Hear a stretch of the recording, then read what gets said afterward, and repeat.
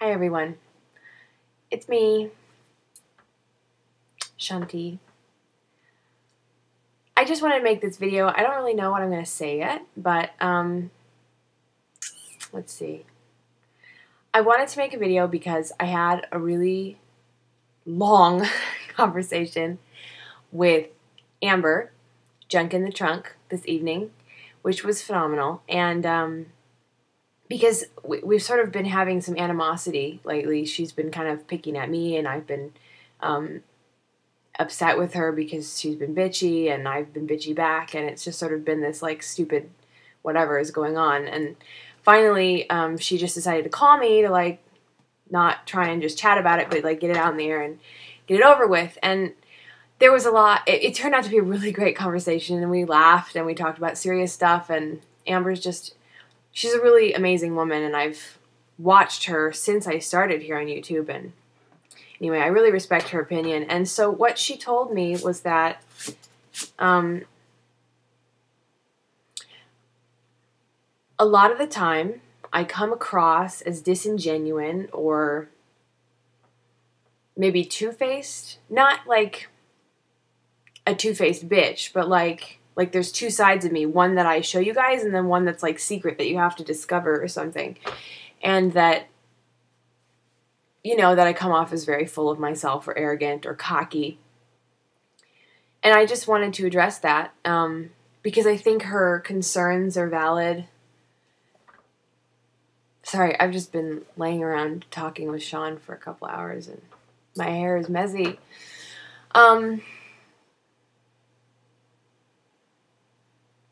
What was I saying? Oh, yeah. I feel like her concerns are something that have been kind of floating around that I haven't really addressed. YouTube has... so, after talking to her a lot, I sort of came to the conclusion with her that we all kind of live a double life. I mean, we all have the life that's in front of the camera screen, that's in front of the camera eye, and that goes on YouTube, and then we have the life that we like actually live when we're not in front of the camera. And I'm not fake on here.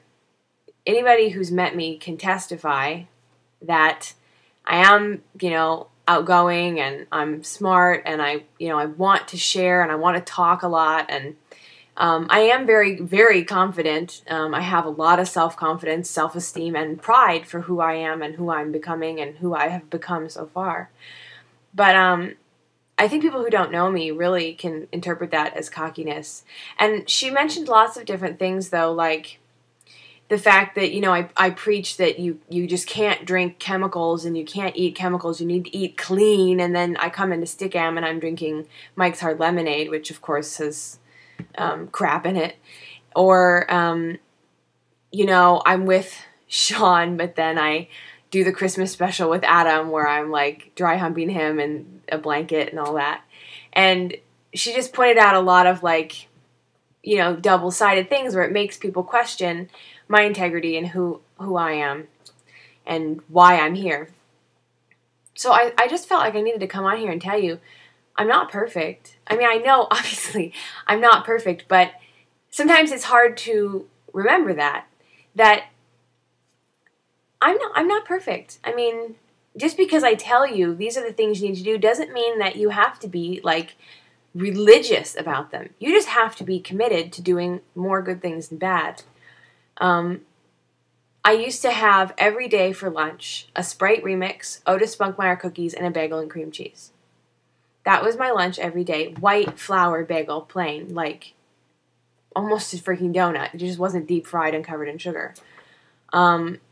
And now I have couscous with tofu and veggies and some tea and, you know, maybe an apple and peanut butter later or some nuts or something. I mean, I've made huge progress. I used to have 3 Diet Cokes a day. Now I have Diet Coke about once a month. It's not that it's not that I'm, like, perfect and I've just eliminated everything from my diet. It's just a matter of moderation and making better choices. Because in the end, again, that whole life continuum thing I'm talking about, I'm going to be doing this for the rest of my life. So if I'm going to go to a party and have barbecue chips, you know, because I'm there and it seems good, or I'm going to go to the roller derby and have one of those pretzels that's all covered in, you know, salt and just horrible for you, I'm going to do that sometimes. And I drink.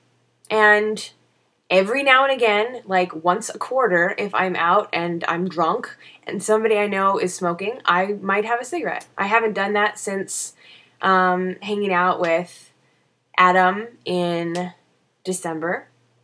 I think perhaps December. And I don't know that I'll ever do that again. But the fact is, I was a smoker for 2 years, and it's like an indulgence. I mean, it's horrible for you, but to have one cigarette, every 3 months, I think is far better than to have 18 cigarettes a day. So I thought I'd just say that. And there are lots of pieces of me which you don't see.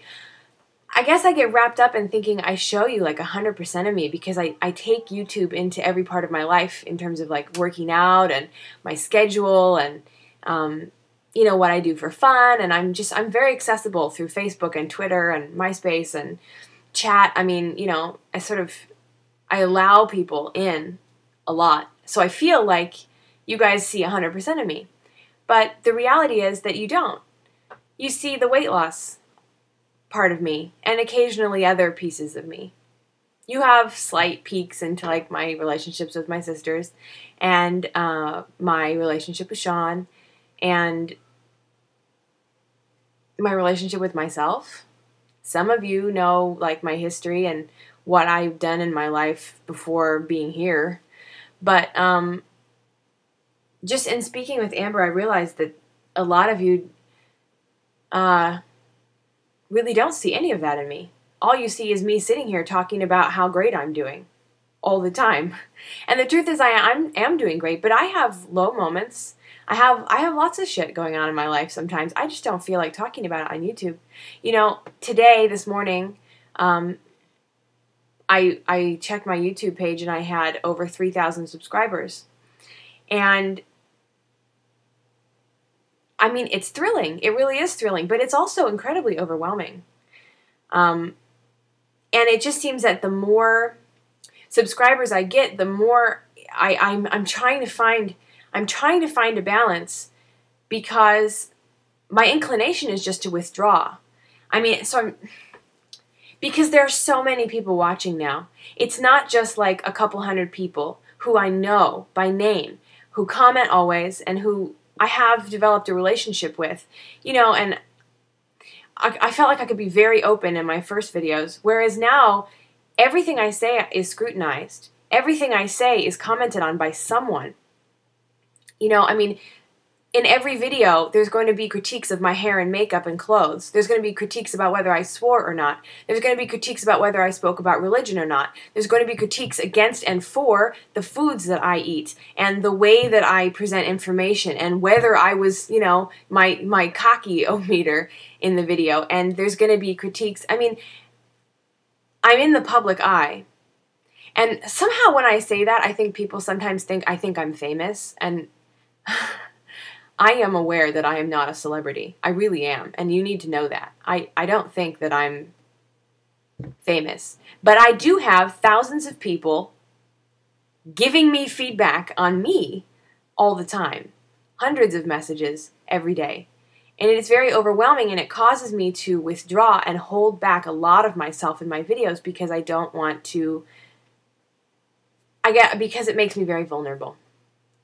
So I thought I'd share that with you, that I sort of had this revelation in speaking with Amber that I'm not as good at finding that balance of being genuine and yet keeping some of my life private.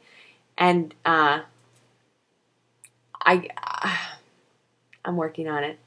So you're here with me on this adventure and trying to find out how I can be genuine and real and humble and yet still not be completely vulnerable to attack, because that is what happens when I completely open up. I wonder if this video made any sense.